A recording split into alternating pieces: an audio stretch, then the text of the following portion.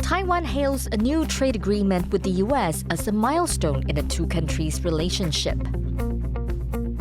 More than 50 defense heads are in Singapore for the start of the Shangri-La Security Dialogue. We take a look at the Chinese refugees making the dangerous journey through South America to the U.S. Plus, vaccine maker Moderna joins hands with Taiwan's top research institute to develop a shot to fight cancer.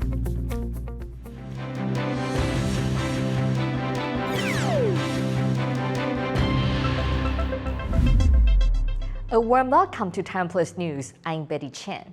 For the second time this week, Taiwan's ruling Democratic Progressive Party has apologized for mishandling sexual harassment complaints.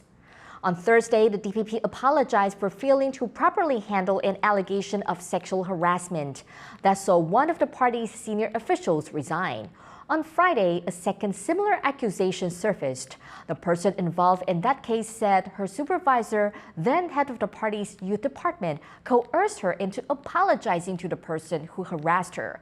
The party again apologized and said it's willing to listen to all complaints to win back public trust. 如果你曾经或现在在中央党部工作，但是你受了伤却没有被好好接住，我们信评部愿意接住你，中央党部愿意再重新一次接住你，只要你愿意，请再给我们一次机会。 Taiwan's top trade negotiator has described the first agreement under a U.S.-Taiwan trade initiative as a milestone. The deal aims to streamline business relations between the two countries. James Chater reports. US and Taiwanese officials in Washington signing an agreement aimed at deepening trade and business ties. It's the first deal under the US-Taiwan Initiative on 21st Century Trade. Launched last year, it looks to streamline customs and regulations procedures for firms from the two countries. 那今晚所签订的协定不但深具历史意义，也是新的开始。那相关任务还没有结束。 But absent from the deal, progress on tariff reductions, a key sticking point for Taiwanese firms in the US. Officials say the first agreement will lay the groundwork for those more complex issues. 不在于说真正的关税的降低是几码几码，而是在于就是说，当我们在这个谈判的过程当中，我们可以表达，就是说这样的一个设计是不是我们能够承担，或者是说需不需要一个缓冲期？如果你没有先去谈这个东西，而是你被决定的话，你完全没有这样的机会。 The deal is Taipei's latest effort to diversify away from its largest trading partner, China, which also claims Taiwan as part of its territory and threatens to take by force. Since 2016, the percentage of Taiwan's exports sent to the US has increased from 11 to 15%. But over the same period, the percentage of Taiwan's exports sent to China, including Hong Kong and Macau, has held steady at around 40%. Beijing denounced the deal signed with the US by Taiwan's ruling Democratic Progressive Party or DPP, saying it sent a wrong signal. 民进党当局打着经贸合作的幌子，搞以美谋独，注定是竹篮打水一场空。 This first agreement is far from a full free trade deal between the US and Taiwan. But as more countries see economic security as key to their national security, this could be a small but important step. James Lin and James Chater for TaiwanPlus. Fiji's government says it's come under extreme pressure from China for allowing Taiwan's representative office there to use its official name. In March, Fiji allowed Taiwan to use the Republic of China in the title of its consulate office. The office's website has since been updated with Taiwan's official name. However, the building's signage still reads Taipei Trade Office in Fiji. Jeff Liu, a spokesperson for Taiwan's foreign ministry, said officials from both countries are discussing the matter. He said it is possible that Fiji could ask Taiwan to change the name back at some point in the future. Taiwan has donated $5 million to reconstruction projects in Ukraine led by Lithuania. The money will be spent on rebuilding a school and kindergarten. Lithuania is spending $9 million on construction work, while Taiwan's contribution will go toward educational equipment. Russia's invasion of Ukraine has caused extensive damage to the country's infrastructure and society. Taiwan has already sent millions of dollars in humanitarian aid to Ukraine since the start of the war last year. Tensions between the U.S. and China are set to dominate a defense summit beginning on Friday in Singapore. The annual Shangri-La Defense Dialogue focuses on security issues in Asia. It will run until Sunday. More than 600 officials from almost 50 countries will attend the meeting. China has declined to meet with the U.S. on the sidelines of the summit and refuses to open lines of communication. Military tensions between the two countries have increased in recent months. Earlier this week, the U.S. released footage of a Chinese fighter jet conducting a dangerous maneuver close to a U.S. surveillance plane. For more on what to expect from the Shangri-La Dialogue, our reporter Jaime Okan spoke to Derek Grossman from the RAND Corporation. What can we expect from the Shangri-La Dialogue? Well, Shangri-La Dialogue is a really great forum. It's in its 20th year now, and I think it's an important forum because what's interesting about it is a track one discussion among all the different countries, but there's obviously a track two element to it because you have think tankers and academics and journalists there who can ask during the Q&A, who can ask and have asked in the past pretty hard-hitting questions that put the government officials on the spot. And sometimes you will get answers that are off script and that are pretty revealing in terms of how some of these countries are thinking about themselves and their environment and their interactions with their friends and their adversaries. So I would look to that as kind of the most intriguing part. Why is it significant for militaries in Asia to communicate with each other? So I think it's very significant that all of the countries in the Indo-Pacific communicate with each other, but of course, specifically the great powers, the U.S. and China. And it's unfortunate that at the Shangri-La Dialogue, we found out a few days ago that the Chinese side refuses to meet with the U.S. side. And so I think this is a real missed opportunity, but we also shouldn't kid ourselves. Communication is only one component of dealing with the rising risks throughout the Indo-Pacific of potential armed conflict between the U.S. and China. We also need to focus on improving our deterrence capabilities against China, specifically within the Taiwan Strait, to deter China from ever trying to attack Taiwan. That's what really matters. China has rebuffed a U.S. request to meet on the sidelines of the Shangri-La Dialogue.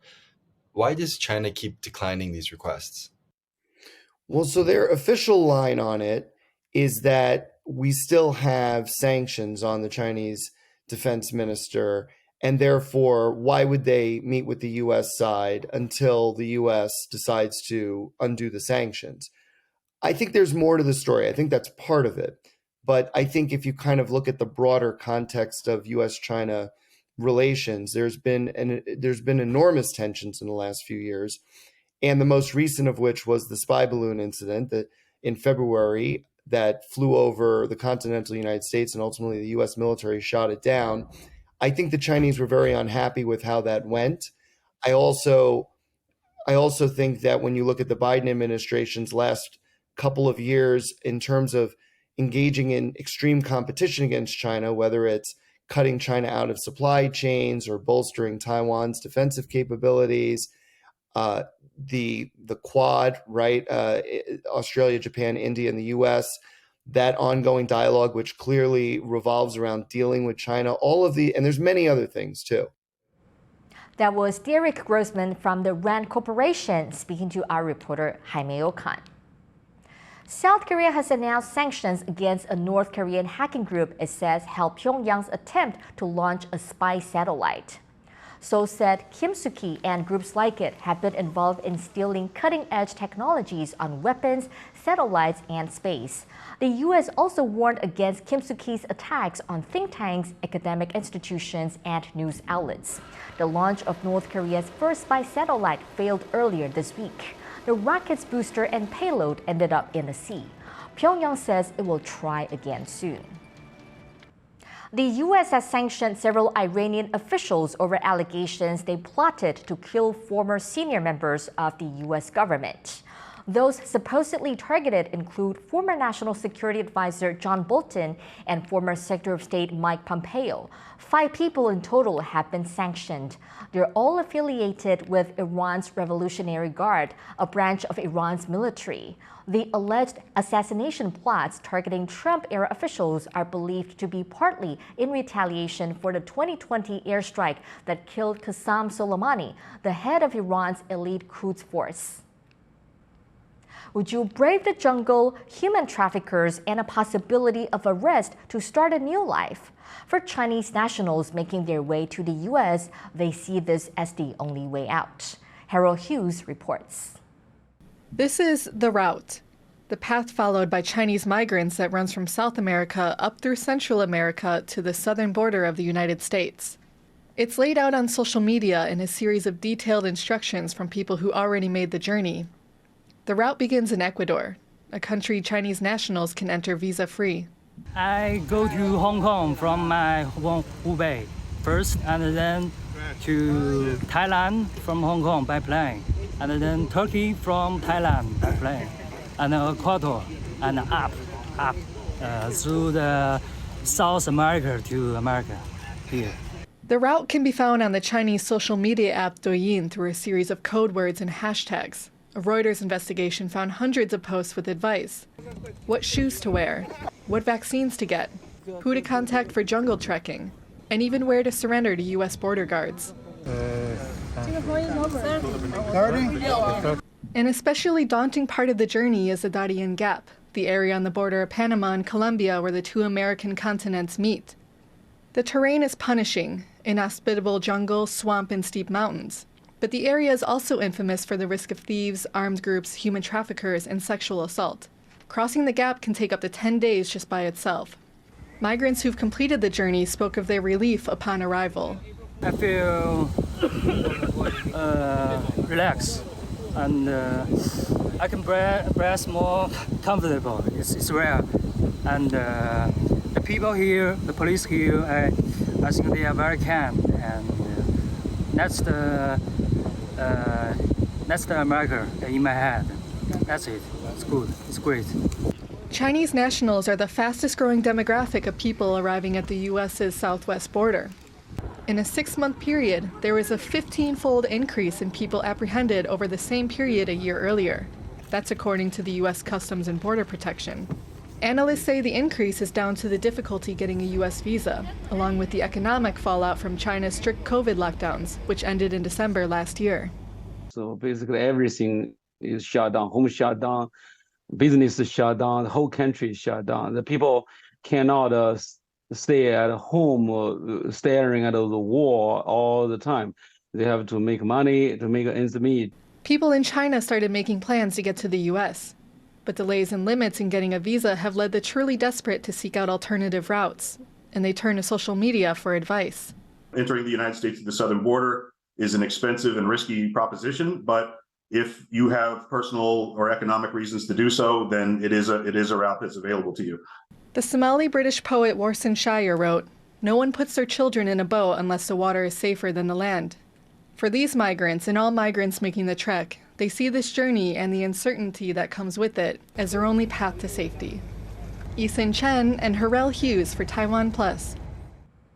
TaiwanPlus spoke to one of these Chinese refugees, political dissident Zhang Wen, who eventually made it to the U.S. after a long and perilous journey on foot through the Darien Gap via Taiwan. Once you left Taiwan, can you tell me what your original plan was to get to the U.S.? 他们带上定期到今天厄瓜多尔，准备再从厄瓜多尔再去巴哈马。我是怕那个巴哈马入境跟他们的入境特别困难，巴哈马。但是厄瓜多尔入境特相当容易。我尼切尔我一个是通过巴哈马走海路，再一个是我尼切尔就心想从厄瓜多尔，然后走向哥伦比亚，来去巴拿马，真的我尼切尔也有这个想法，是2个想法其实。What was the route through the Darien Gap like? 然后克里，然后呢再上船，就是上船，然后去到哥伦比亚，不是巴拿马，或者是哥伦比亚与巴拿马接壤的地区。比如海路直接去那个巴拿马批脱，350美金，然后又掏350美金以后了，就那段挺危险的。如果你坐船到这个巴拿马这段时间，如果你要海上出现问题，假如说你翻船了，那我不会游泳，对不？那就挂了。12点吧，10点钟我到了皮托，之后1点钟，然后就上山了，就不想活了，走的整个这个两条腿根本说就是那个你本身你兜里的东西已经很少了，也感觉特别重，就是简直想把全部东西扔了。哥伦比亚就是那个海上危险以后了，在这个是最危险的。那其他的基本上就没有危险了，因为说警察查住你顶多给点钱，就把你放了。And you were detained when you arrived in Mexico. Could you tell me what that was like? 就是原始森林这段，巴拿马这个原始森林这段出来之后特别顺利。当时我问了墨西哥是没问题的，但是就在这个时候出现问题了。结果说我从移民监狱出来以后了，我在我的包里放着就反共的宣传单，包括革命党印章没了，全丢了。所以我认为说我在就是墨西哥移民监狱这段时间，完全可能共产党打死吧。Finally, what would you say to Chinese people thinking of doing what you did? 不愿意说叫大陆同胞受到这个大陆专制的迫害，多来一个少一个迫害，我认为说这是好事情。但是大多数认为说从大陆出来的人就不应该来美国，就他们不应该出来国。所以我看到那个观点想法，所以我碰到他们，只要是我碰到的，我知道的，我尽量就是我虽然说我没钱，但是我从信息上各方面能帮助他们，尽量帮助点儿。That was Chinese dissident Zhang Wen speaking with Sally Jensen about his arduous journey through the Darien Gap. After the break, when an eel has no eyes, and it's quite a surprise, that's a moray. A team of scientists from Taiwan and Singapore discovered a new species of moray eel with no eyes. Stay tuned.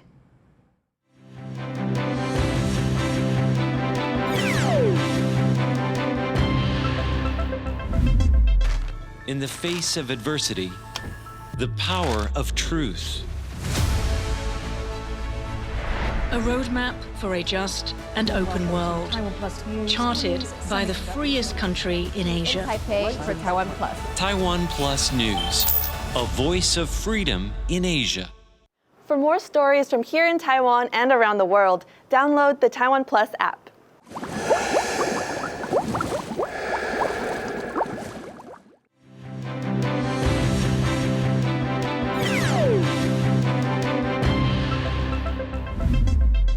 Welcome back. You're watching TaiwanPlus News. The head of tech giant Nvidia says he feels perfectly safe relying on Taiwan to make his company's chips. Jensen Huang made a statement on Thursday on the sidelines of a technology event in Taipei. His comments come as some companies worry about the damage Taiwan's chip industry would suffer if Taiwan is attacked by China. Chips designed by Nvidia are used in everything from video games to self-driving cars. Huang said Nvidia's next generation of products would also be made by Taiwan chip giant TSMC. Vaccine maker Moderna has announced a new partnership with Taiwan's top research institute to develop new cancer treatments. The U.S. biotech company has become a household name during the pandemic after it made one of the first approved mRNA vaccines against COVID-19. Joyce Zheng reports on how they hope to adapt what they've learned to the fight against cancer. A simple jab to shield you from the worst of an infection. The COVID pandemic put vaccine technology to the test. Shots to protect people from the novel coronavirus were developed and delivered with unprecedented speed. One of the first vaccines was made by U.S. biotechnology company Moderna. Their messenger RNA or mRNA vaccines were among the most common COVID shots people got and proved highly effective at preventing severe symptoms. The company is now set to work with Taiwan's leading research institution, Academia Sinica, on what researchers have long hoped to use mRNA vaccines for, treating cancer. 现在我们应该考量会以不同的传染病来当做一个开发。那另外像个人化的癌症疫苗也是我们考量的要研究的方向。mRNA cancer vaccines are a relatively new class of injection, harnessing the potential of mRNA to make almost any protein. Here's how mRNA vaccines work in principle. Vaccines teach the body how to respond to a threat. In the past, the two most common types expose your body to a weakened or dead version of a virus or bacteria. These won't make you sick, but will teach your body how to fight the real thing in the future. mRNA vaccines work a little differently. These shots use a small part of the virus instead of the whole thing. In the case of COVID-19, mRNA vaccines were programmed with the information on the virus's unique spike protein. When that's introduced to the body, it acts as a messenger and tells cells to make harmless spike proteins of its own. The body reacts to these spikes as foreign objects and builds up its defenses. Adapting this technology to treat cancer is more difficult because of the disease's random mutations, but scientists are optimistic. 我们还是相信 mRNA 在科学的研究上面，它会是一个 future medicines， 它会有对于现在很多无法解决的疑难疾病，我们相信它可以提供很好的解方。 Aside from chemotherapy and radiation treatments, more treatment options are being developed for cancer patients, but a cure is yet to be found. Thanks to its versatility, scientists think mRNA has the greatest potential to give patients their best shot at fighting this disease. Kama Xu and Joyce Zhen for TaiwanPlus. Taiwan has pledged to spend $2 billion to make all public buses electric by 2030.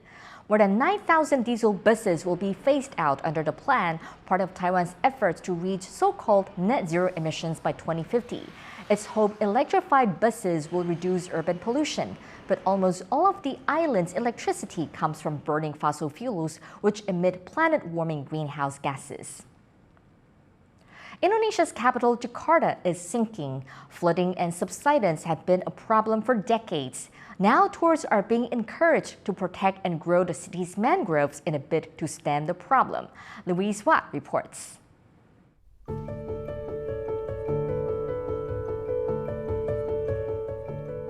Jakarta is one of the world's most populated cities.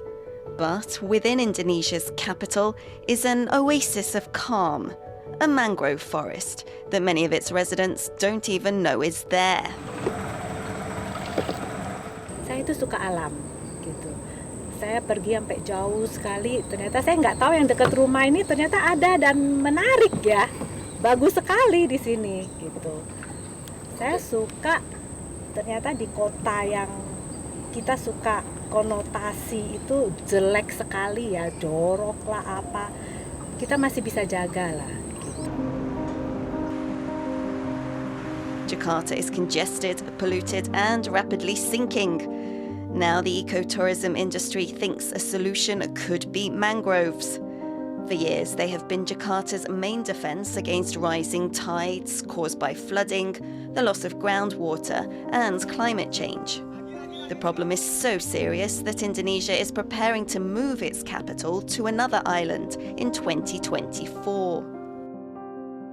In a conservation push, tourists in Jakarta are planting mangrove sprouts and kayaking through its mangrove forests.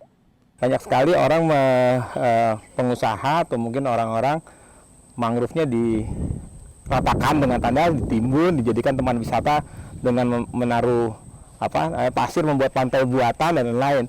Itu bertentangan dengan kelestarian lingkungan sebetulnya. Dengan adanya kita kasih percontohan ini di tempat mangrove ini, kita bisa wisata kayak seperti ini gitu. Di tempat yang mangrove itu sebetulnya bisa indah gitu, bisa cakep seperti yang di sini gitu.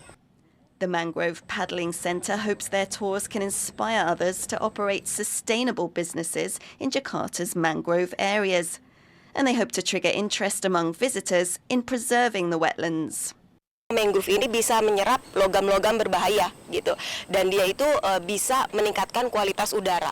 Bukankah itu yang memang kita perlukan gitu ya sebagai human being gitu ya, kita mau. After learning about the importance of the mangrove forests, visitors see the sprouts they are planting as seeds of hope.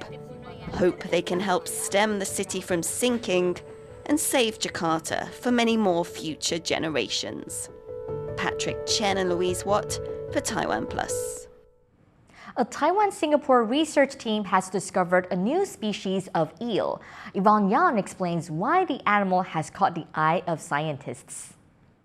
You may have to squint to see it, but there's something different about this newly discovered species of moray eel. National Sun Yat-sen University professor Liao De-yu identified it with the help of a doctoral student in Taiwan and a researcher with the National University of Singapore. The newfound species is notable for its tiny beady eyes, or, in some specimens, having no eyes at all. This suggests they evolved in low-light environments. 那另外我们也有发现2个个体，它的左眼是像这个地方一样哦，是整个眼睛完全退化，被它自己的皮肤所包覆，哦，它眼睛是消失的。The species was found in caves in Australia and the Philippines. It's the first documented moray eel to be discovered in caves with landlocked bodies of water. Scientists trap the eels in these freshwater caves, but moray eels are typically found in salt water. 实际上不太能够确定说那个鱼是一直存在放陷阱的地方，还是说它被我们的饵料的香味给吸引过来。其实是有办法做一些相关研究来确认它们的栖地的盐度。There's still much to learn about this newly discovered fish, but the facts shouldn't be too hard to find as long as the researchers keep their eyes peeled. Andy Xue and Yvonne Yang for TaiwanPlus. Thank you for watching TaiwanPlus News. Remember to download the TaiwanPlus app for more stories from Taiwan and around the world. Finally, today we leave you with images of a light art installation in Singapore made with sustainable materials. I'm Betty Chen. Take care and see you next time.